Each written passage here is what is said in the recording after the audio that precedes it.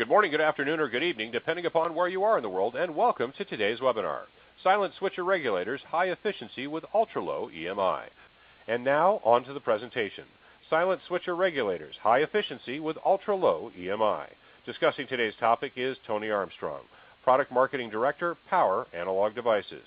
Tony Armstrong is the Marketing Director for Power Products at Analog Devices. He is responsible for all aspects of power conversion and management products, from introduction through obsolescence. An industry veteran, Tony held various positions in marketing, sales, and operations at Linear Technology, Siliconics, Semtech, Fairchild Semiconductors, and Intel. It's with great pleasure I now turn this special session over to Tony to begin. Tony, take it away. Thank you, Chris. Here is the agenda for today's talk. First of all, I will cover some of the terminology that I will be using during the course of this presentation so that we are all on the same page. Things like electromagnetic interference and some of the industry standards.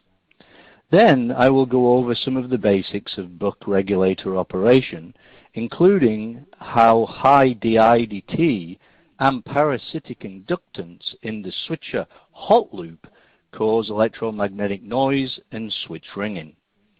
And then moving on to how we can reduce the high-frequency noise. I would point out that PC board layout determines the success or failure of power supply design. It sets functional, electromagnetic interference, and thermal behavior. While switching power supply layout is not black magic, it is often overlooked until it is too late in the design process. Therefore, having a proven way to mitigate these potential threats of EMI generation from the onset will ensure a quiet power supply. Next, I will cover the silent switcher terminology and technology and what it's all about, how it is constructed, how we describe it in terms of solving these EMI problems without any compromises. Clearly, this will also include how silent switches work. From there, I will give you an overview of silent switcher packaging and layout and discuss how these enhance the overall performance of the step-down converter. Then, I will show a higher level of integration of silent switcher by demonstrating how this technique can be incorporated in our micro-module regulators. These provide a simple and easy way to use a solution for users who are not sophisticated in switch mode power supply design techniques. Finally, I will show the array of silent switcher regulators that we currently have available in our product lineup. So, as to understand some of the material I'm going to cover in this presentation, you will need to know the following terms that I will be using. EMI, electromagnetic interference. I will talk more about this and how it is caused in the switching regulator during the course of this presentation. CISPR, C-I-S-P-R. These are international standards for controlling radiated and conducted EMI. CISPR 32, CISPR 32. This is the EMI standard for information technology and multimedia equipment. This replaced the older CISPR 22 standard. Note, it is less stringent than the CISPR 25 standard. CISPR 25, CSPR 25, EMI standard for the automotive market. It is an increasingly important benchmark for all automotive electronics. In this slide, we are showing one of the most basic non-isolated power supply topologies, the buck regulator. EMI starts off from the high DI/dt loops. These supply wire as well as the load wire should have high AC current content. So we can focus our analysis from the input capacitor C2, which should source all the relevant AC currents to the output capacitor C1 where any AC currents end.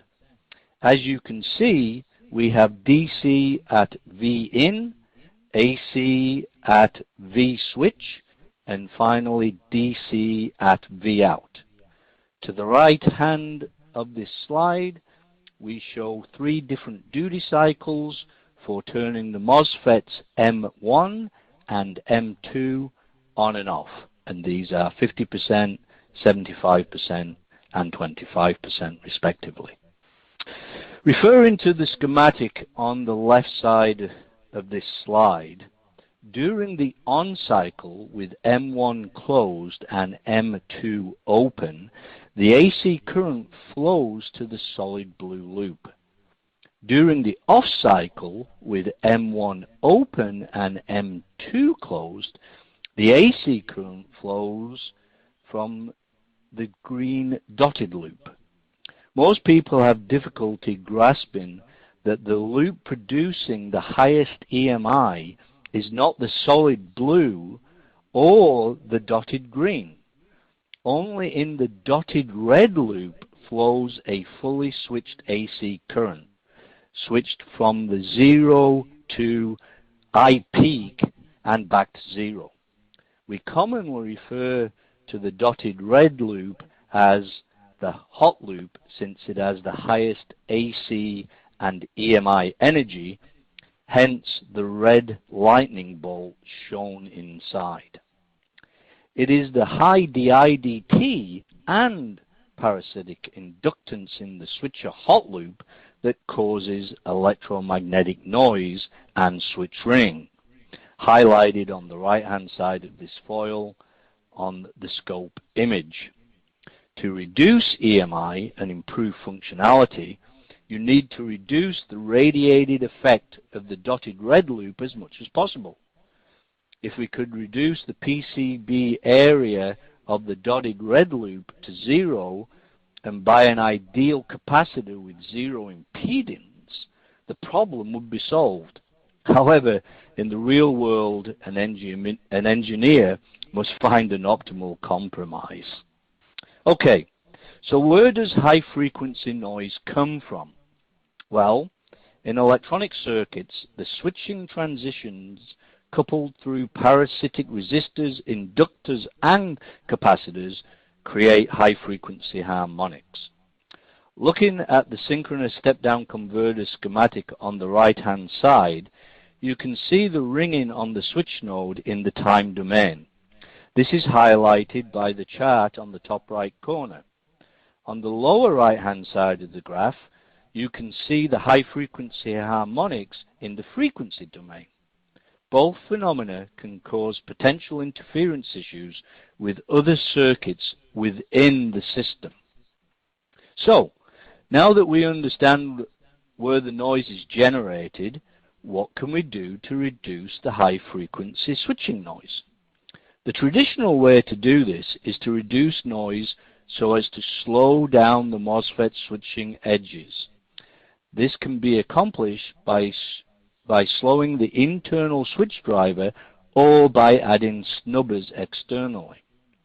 However, this will reduce the efficiency of the converter due to increased switching losses, especially if the switcher is running at a high switching frequency, say 2 megahertz. Also, why would you want to run at 2 megahertz? Well, for several reasons actually. First, it enables the use of smaller, as in size, external components such as capacitors and inductors. For example, every doubling of switching frequency is a halving of the inductance value and output capacitor value. Secondly, in automotive applications, switching at 2 megahertz keeps the noise out of the AM radio band. Filters and shielding can be employed, but this costs more in terms of external components and circuit board area. Spread spectrum frequency modulation could also be implemented. This technique dithers the system clock within a known range. Spread spectrum frequency modulation reduces EMI in switching regulators. Although the switching frequency is most often chosen to be outside the AM band, which I would remind you is 530 kilohertz to 1.8 megahertz, unmitigated switching harmonics can still violate stringent automotive EMI requirements within the AM band. So adding spread spectrum frequency modulation significantly reduces EMI both within the AM band as well as other regions.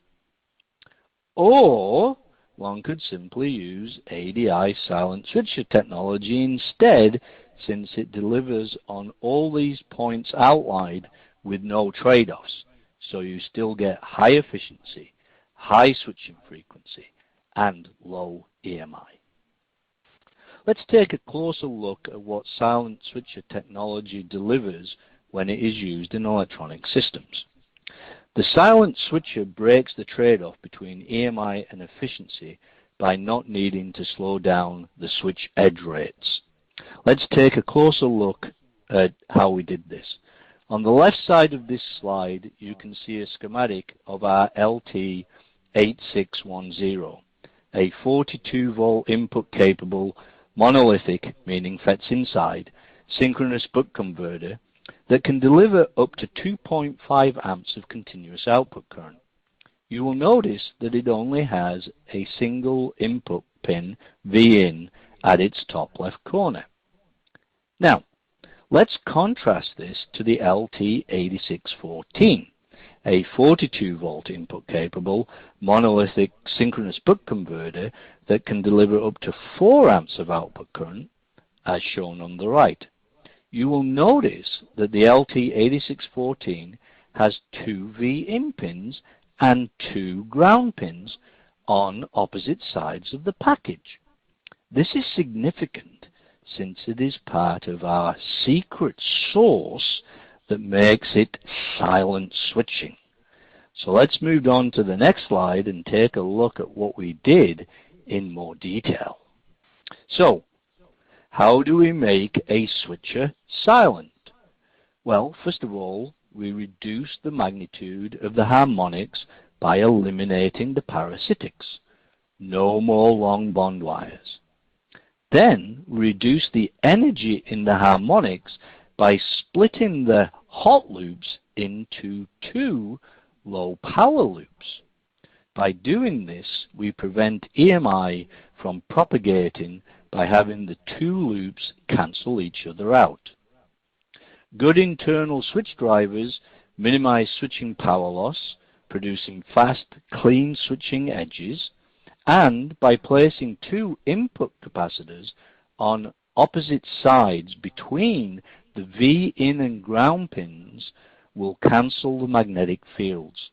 This is highlighted in the slide with the red arrows pointing to the capacitor placement, both on the schematic and on the demo board shown in the bottom right corner of the slide.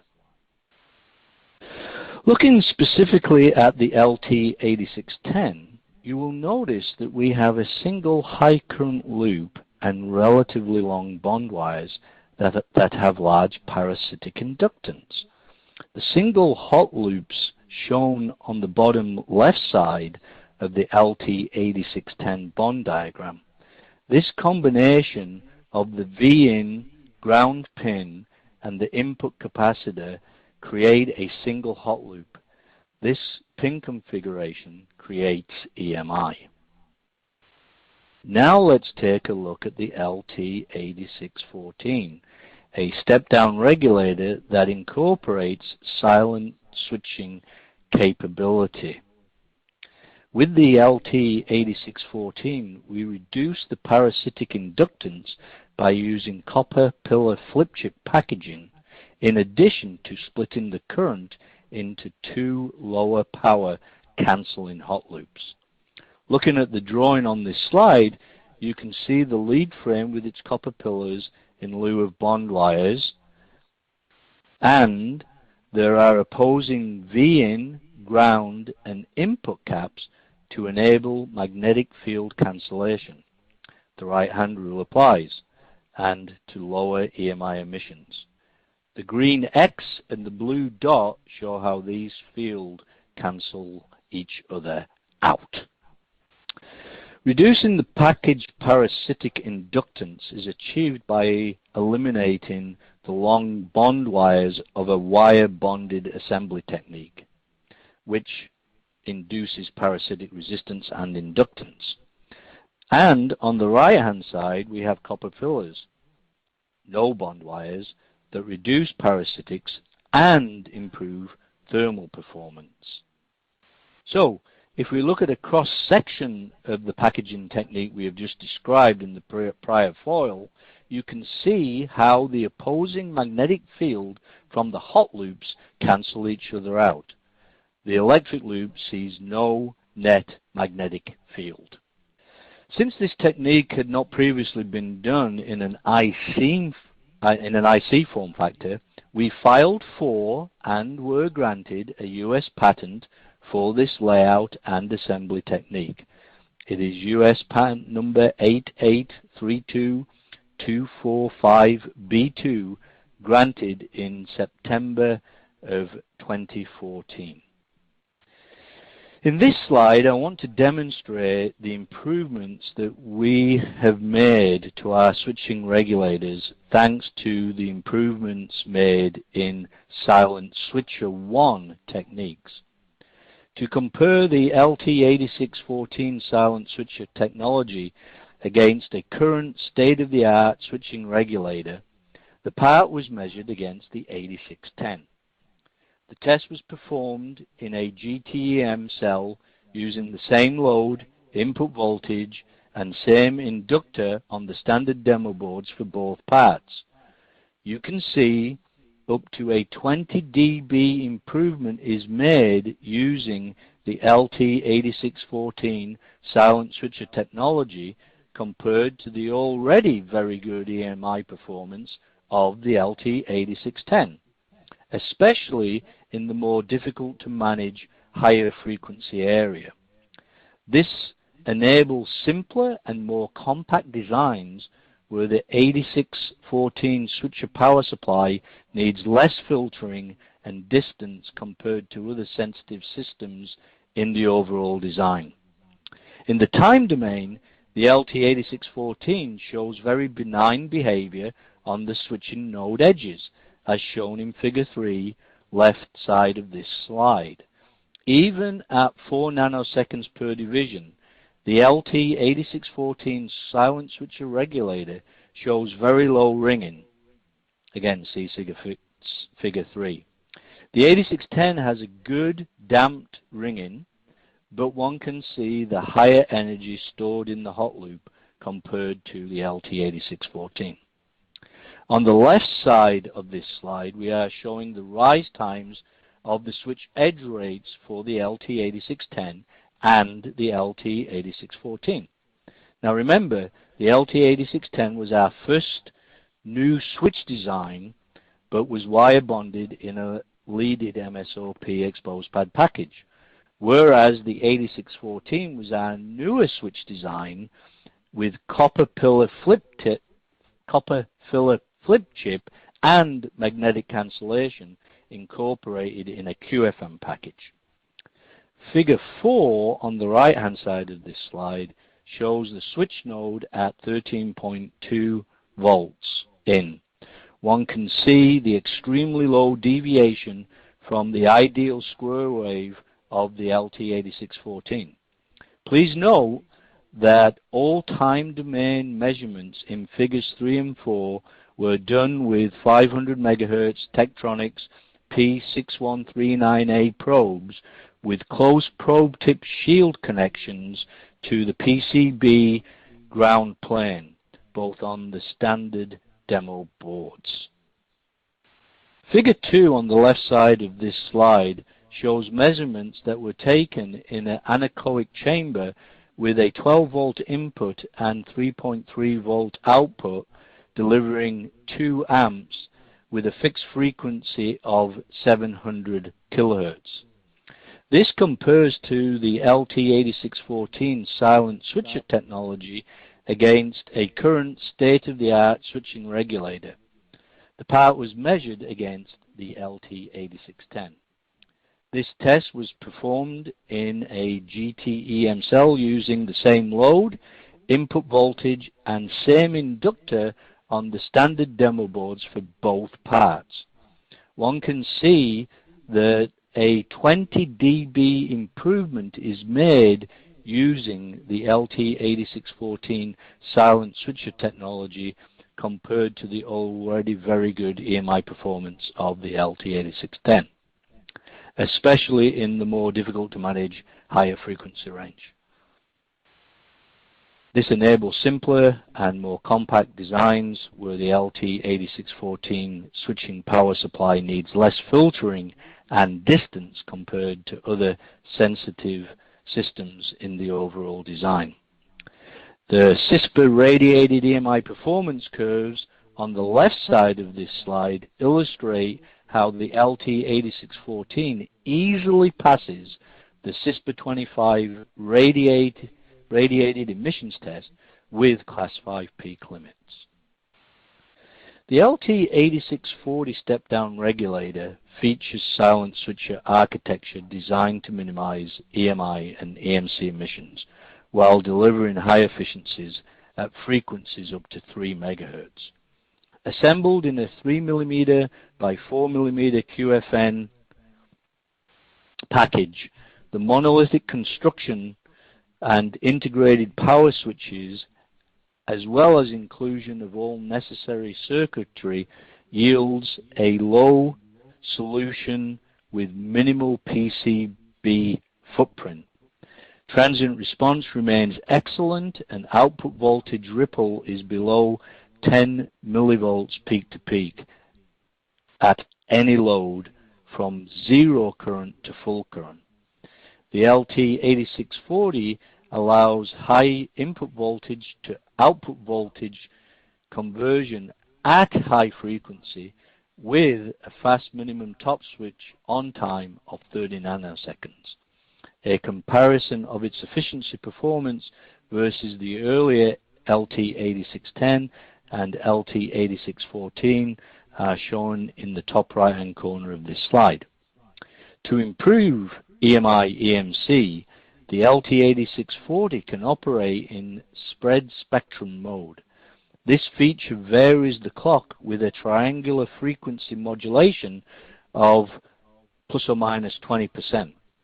For example, if the LT8640 or the -1 frequency is programmed to switch at 2 MHz, spread spectrum mode will modulate the oscillator between 2 MHz and 2.4 MHz. The conducted and radiated EMI performance of the LT8640 are shown in the two curves in the bottom left corner of this slide. Please note that spread spectrum frequency modulation further reduces EMI. When the LT8640 is in spread spectrum frequency modulation mode, a triangular frequency modulation is used to vary the switching frequency between the value programmed by RT to approximately 20% higher than that value. The modulation frequency is approximately 3 kHz. So for example, when the LT8640 is programmed to 2 MHz, the frequency will vary from 2 MHz to 2.4 MHz at a 3 kHz rate. When spectrum operation is selected, burst mode operation is disabled, and the part will run in either pulse skipping mode or force continuous mode. It is clear that silent switches allow us to break the trade-off between EMI and efficiency and have both.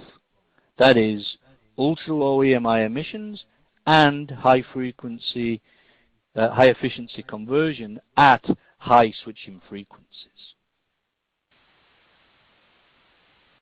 Okay, despite all that I've said, even with the datasheet showing the schematic and layout recommendations showing that the input capacitors should be placed as close as possible to the IC on both sides, some of our customers still make mistakes. This slide shows the lengths we have undertaken to make it obvious where to place them.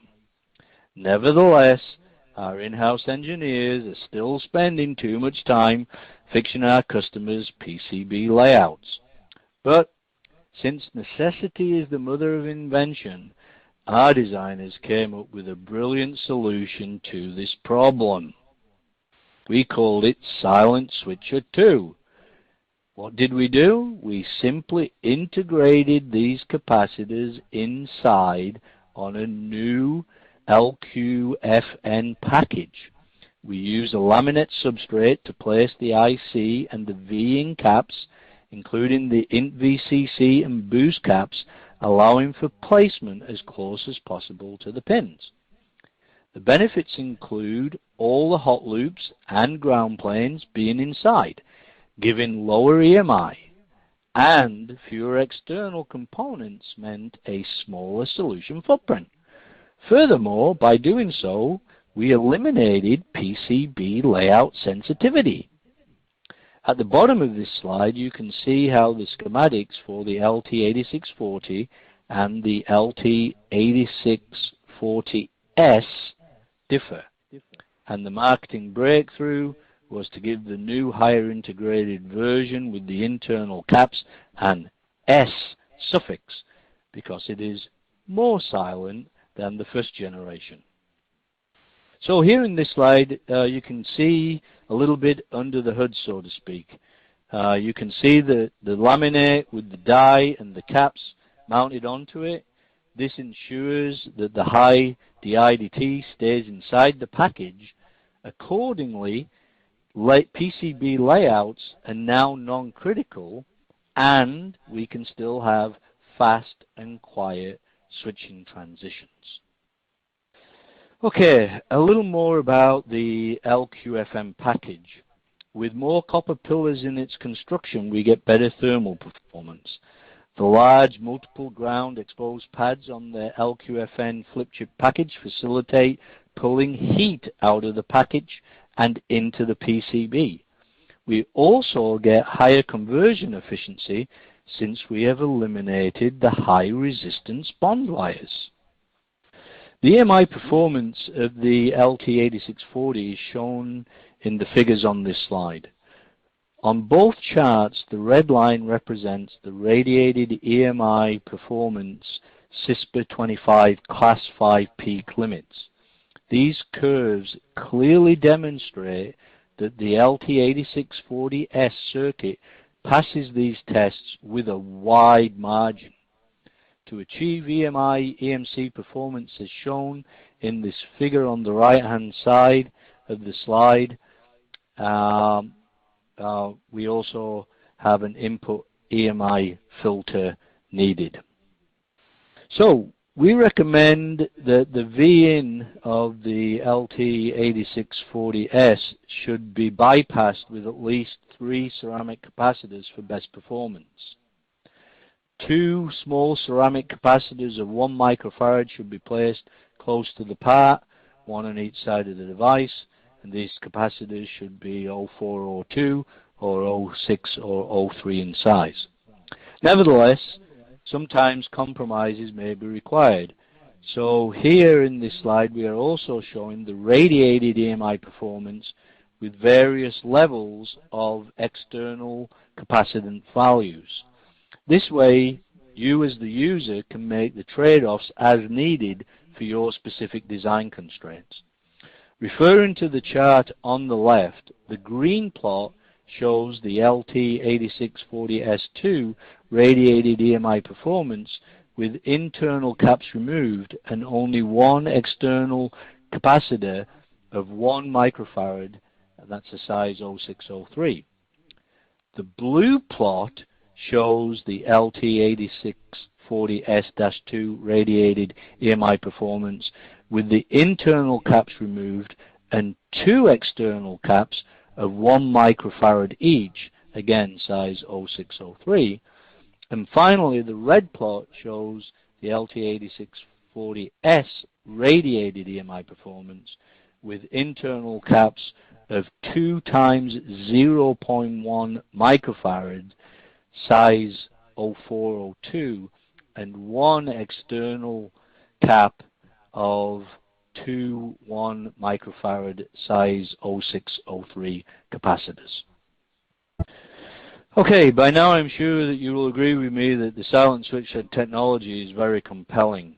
So accordingly, we would have been remiss if we didn't incorporate it into our micromodule regulator product line, since in this form factor, everything is integrated in a single package and provides you, the user, with simplicity, reliability, performance, and high power density.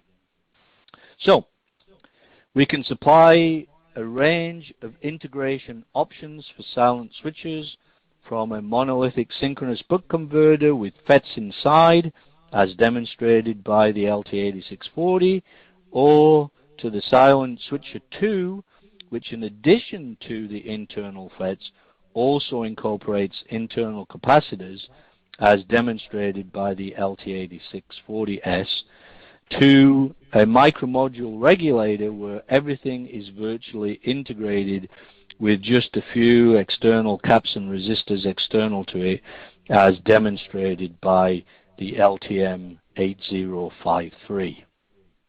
I know I have covered a lot of material during the course of this presentation, but I wanted to spend a little more time to show how to select the right switching regulator for your design from our product lineup.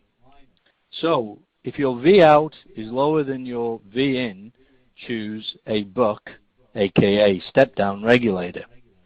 Then, select the smallest buck where the V in absolute max is greater than the maximum V in for the application, while also making sure its output current level meets your load demand. For best performance, silent switches separate themselves from the competitive alternatives when your application needs the following: low EMI, high efficiency at high switching frequency, and a small physical solution size is a must-have. Pricing trade-offs. Micromodule regulators are the most highly integrated option and correspondingly have the highest cost. Next would be the silent switcher 2, followed by the silent switcher 1, and finally a non-silent switcher being the lowest cost option. In the product selection tables, we have broken the parts out by input voltage range, so we have nominal 42 volt parts targeted primarily at automotive applications. Then we have nominal 5 volt parts for the 5 volt and 3 volt rails where they're stepping down to 0 point something volts. Next we have nominal 20 volt input parts for wall warts and 12 volt rails for step down applications. We also have a small but growing family of nominal 65 volt input capable for automotive double battery and industrial applications. And finally, there is a table of our silent switcher micromodule regulators with input voltages ranging from 40 to 60 volts. In this slide, here is the offering for our 40 volt input capable silent switcher monolithic buck family. You will notice that the majority are single output with output currents ranging from 1.5 amps all the way up to 15 amps. There are also 4 dual output switches, with the LT8650SP having a dual 7 amp per channel output capability. In this slide, we have our nominal 5 volt and 20 volt input silent switcher monolithic buck families. You will notice that the majority of the 5 volt single output devices have output currents ranging from 3 amps to 15 amps. There are also 20 volt input single and dual output silent switches with output currents ranging from 10 amps to 20 amps. This slide has our current offering of nominal 65 volt input silent switcher monolithic buck And while we only have 3 currently released, we will introduce more in this voltage range in the coming years. Output currents currently range from 2 amps to 8 amps. Silent switcher micromodules. This slide shows the current capability that we have. These offer a very highly integrated solution that require minimum design time and are quite simple and done power converters. Input voltages are up to 40 volts for the most part, with the LTM 8073 having a 60 volt input capability. Output currents range from 1.2 amps up to 3.5 amps, with output voltages ranging from as low as 0.8 volts up to 18 volts, depending on the device type selected. So, finally, I can give you a summary of the Silent Switcher 2 benefits that I have covered during the course of this presentation, and hopefully you will find these useful. High efficiency conversion at greater than 2 megahertz switching frequency with minimum impact on conversion efficiency. Internal bypass capacitors reduce radiated EMI and provide for a more compact solution footprint. PCB layout sensitivity is essentially eliminated when using Silent Switcher 2 technology. Optional spread spectrum modulation helps mitigate noise sensitivity. And finally, using Silent Switcher devices saves on PCB area and can also reduce the number of layers needed. Okay, that's all from me. It's over to you, Chris. Our first one, could you explain the trade-off between high switching frequency and conversion efficiency? Oh, yeah, sure. So conversion efficiency affects the power dissipation in your switching regulator circuit. So for example, if the conversion efficiency of the circuit, say, is 90%, then it's dissipating 10% of the lost power as heat. So if you are delivering, say, 10 watts to your load, 1 watt would be dissipated into the PCB or free air. So the lower the efficiency, the more power is dissipated as heat. So designers have to be wary about using 2 megahertz plus switching regulators, since they are concerned that its lower conversion efficiency will lead to a potential thermal problem in their design. However, with ADI silent switcher technology, we can get high conversion efficiency, less heat, and get smaller overall solution footprints, since for every doubling of switching frequency, we can get a halving of the output capacitor and inductance values. This means not only smaller board area, but also lower cost components. All right, thank you, Tony. Another question came in here for you. It says, why can you not make all your switches have this level of performance? Well, that's a great question, and I wish it was really simple and easy to do, because we would have already done it. But if you remember what I said about magnetic field cancellation loops on the LT8614 on slide 11, we basically have to design the IC from the onset to have these opposing V-in and ground pins on opposite sides of the IC, so as to get the benefit of canceling out these hot loops. So the good news is we know how to do it. The not so good news is that we have to design any new regulators from the beginning in order to enable this capability. So it's basically a time and resource issue. That said, you can see already from the portfolio that I covered in slides 29 through 31, I believe, that we have already made good headway, and I can assure you, you will see more in this area coming soon. All right, thank you, Tony. It looks like we have time for just one more question for you. The Silent Switcher 2 technology looks very compelling from a performance standpoint, but it also looks like it's expensive to implement. Can you comment on this? Okay, well, first of all, your question is right on the money. Silent Switcher 2 does cost more to implement than its earlier predecessors. However, we believe that the additional benefits it brings are worth that extra cost. So let me ask you this. How many times have you had to work late in your lab trying to debug a noise problem in your system due to noise-related issues from your power supply? And you're under the gun to get it released, or you might miss the call window for the system. What is the cost of this lost opportunity for your company?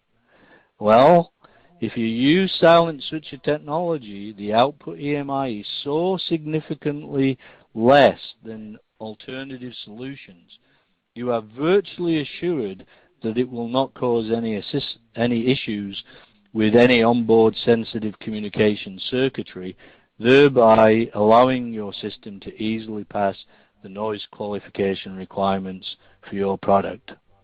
Just saying. All right, thank you, Tony. That is all the time that we have for questions for today. I'd like to thank Tony for a great presentation and a great Q&A session. Once again, we'd like to thank you for attending today's webinar, Silent Switcher Regulators, High Efficiency with Ultra-Low EMI. And the individual speaker is solely responsible for his content and opinions. I'm Chris Keach. We'd like to thank you for joining us, and we hope you have a great day.